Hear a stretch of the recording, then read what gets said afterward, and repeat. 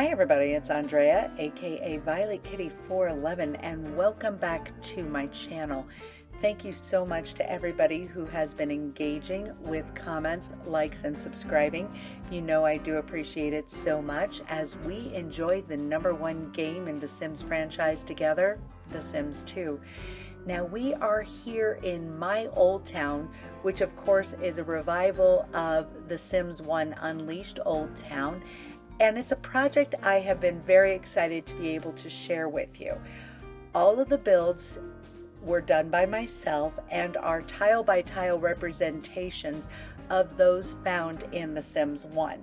No, I didn't record the recreation of them because the houses and families were all done way back in either 2004 or 2005, so no, I wasn't filming anything at the time, but I am planning to redesign them, and that's going to be a big project because we have 16 families. That's the 5 base game families, the 5 downloadable families, not including the agents because I just cannot stand their house, the 1 live in large family, and the 5 unleashed families.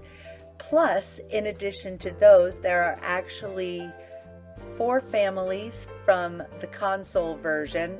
It's actually more like 7 families when it's all said and done, and a lot of downtown builds, as well as a few original builds by myself. My idea is to make this a completely cohesive neighborhood available for your downloading and playing enjoyment. So let's have some fun while we do this together.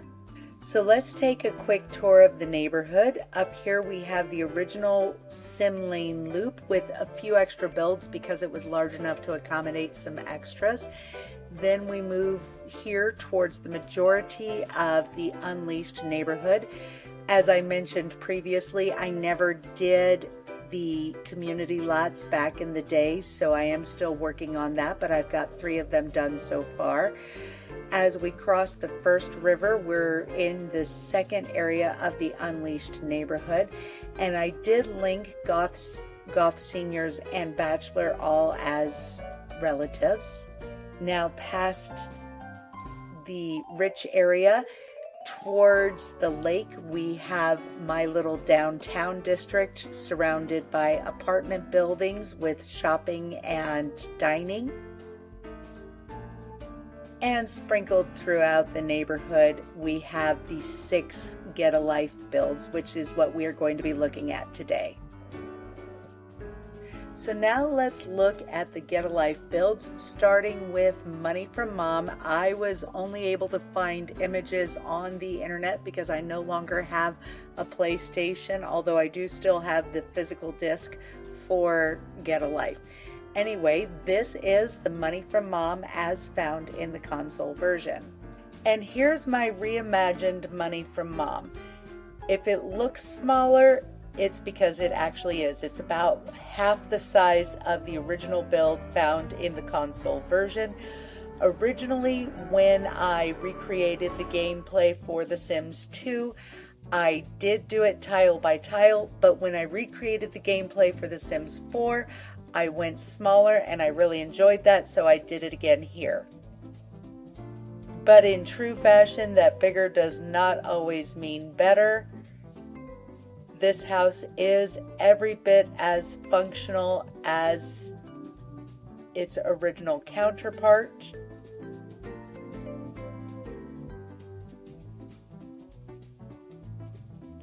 It has everything your sim needs to start their hectic life according to this gameplay. There is a tidy 2x3 bathroom and a little backyard where Mom can start earning money in any way that she can. After Money from Mom, we move on to Reality Bites, which, as the name might indicate, has a lot wrong with it. Not the least of which is a gaping hole in the back of the build because of a fire that happened before our intrepid sim arrived. And here is our new Reality Bites, like Money from Mom, which is right next door. It is half the size of the original build found in the console version, but again, I feel like it really struck it out of the park as far as making it a house to live in. Now, the house is meant to be very grungy. When you arrive, the first thing that you are supposed to do is shift click on everything using the boolprop testing cheats enabled true cheat in order to make everything broken or dirty if you can make it broken or dirty. Through here we have a good sized bedroom, also dirty, so another thing to do would be to replace all of the walls or floors that are dirty. And through here we have a very dirty bathroom.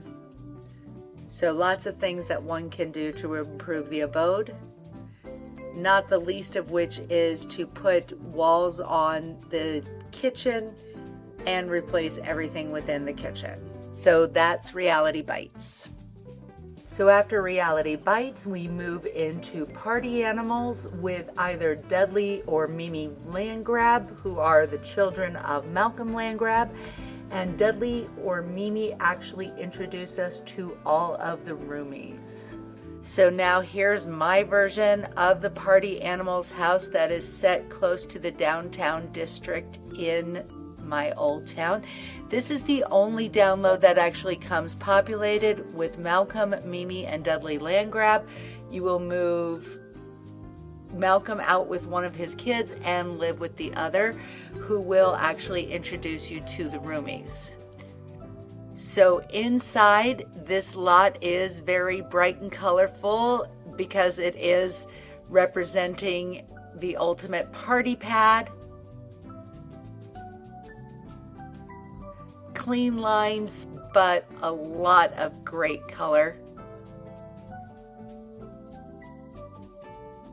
Through here we have one of two bathrooms.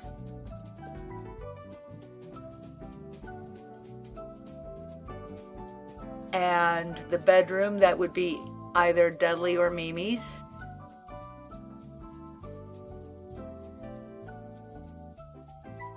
And then the bedroom that you would let your own sim use. Of course, you could actually use either one, but this is the one that I would let my sim use. And it actually has its own private bathroom.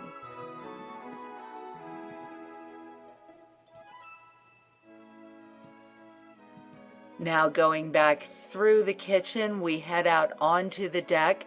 Now neither Dudley nor Mimi are to do any skill building unless they do it autonomously, but you can have them grill. They're pretty good at it. They have some good cooking skills, and that's about all they have to recommend themselves.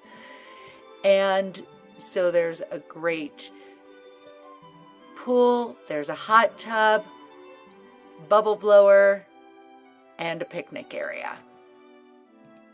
You might accidentally become friends with either Dudley or Mimi, and that would actually be pretty impressive because they're pretty crappy. On to the next house. So here in Hot to Trot, you will live with one of the Roomies that either Dudley or Mimi introduced you to, and this is where you will search for true love and eventually marry the true love of your choosing, from either the party girls or the party guys, whom the roommate will introduce to you. So Hot to Trot is the next home. It is actually on the edge of suburban living as well as the farming community adjoining to the Burbs farm. While it is not actually set up to be a party place, there is enough space to have a nice large garden wedding should you choose to do that, or you could do it anywhere else. Upon entrance, we immediately have access to a full bath. Then to the right, there is the main living area with easel, chess set, and electronic entertainment. Nice place to do some quiet living. Then past the bathroom is the dining for six, because there will be dinner parties Like I said, they're not party animals, but they can have parties. With a nice little galley kitchen. Adjoining the kitchen is the second bathroom. And just past that is the one and only bedroom. So you don't have your own bedroom, you have to share with your roomie, but at least your roomie is able to work on skills and do housework and stuff like that and contribute more to the household income than Mimi or Dudley would be willing to do. So this is where you will meet and marry one of the party guys or girls and then move on to the next stage of life. So next we have Who Loves You Baby, which is long, boring, white, flat top. It looks like a bone. It's one of the less attractive builds. However, it is relatively functional. And so let's go ahead and check out my version of it. So here we have my version of Who Loves You Baby, which looks much more like a classic suburban home, painted blue. It is on the edge of Sim Lane, so we are next door to the Meshuggahs and across the street from the Newbies. It has some very nice landscaping in front, and in the back a nice large yard with a pool and some play equipment for the children that will be born here. And as we enter, the entire build has a bit of a coastal vibe with the stripes and the blue and the white wood. Through here we've got kind of a country-ish dining area and an open kitchen off of it, very bright and airy. And on the other side of the main living area are the private quarters. First we have what is one of the small bathrooms. It is marine theme.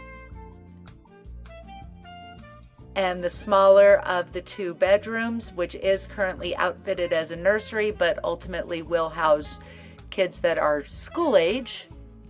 Next door we have the master bedroom to share with the party girl or guy whom you married, and another nautical themed bathroom through here.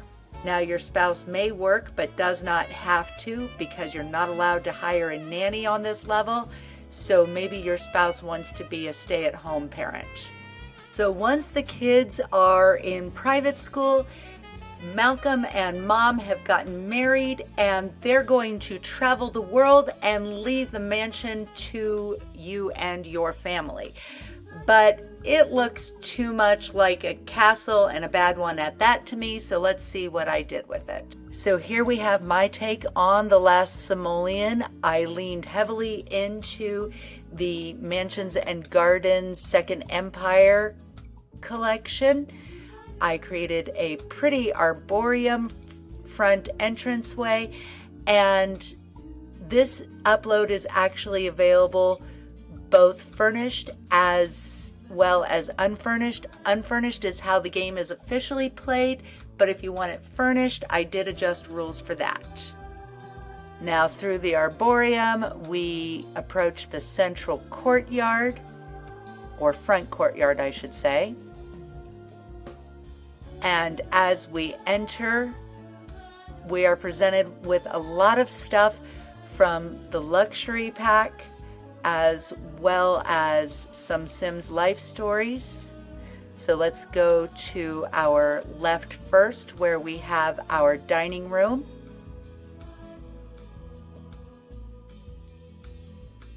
With the grand piano and the luxury kitchen with an eating space in it. And off of our luxury kitchen, we have a nice luxurious bath done completely in marble. Now as we go past the entrance and the grand staircase again, we reach the formal sitting room.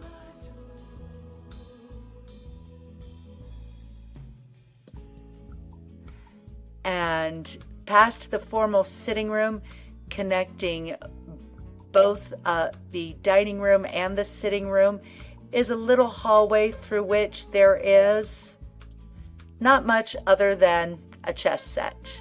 Now the other direction off of the formal sitting room is the family entertainment area, as well as the study. And there is another bathroom off of it in green marble. Console Sims was limited to 1 story only, but of course I had to change that. So we have a second story in the mansard roof. So at the right of the top of the stairs is the master bedroom with its own ensuite bath.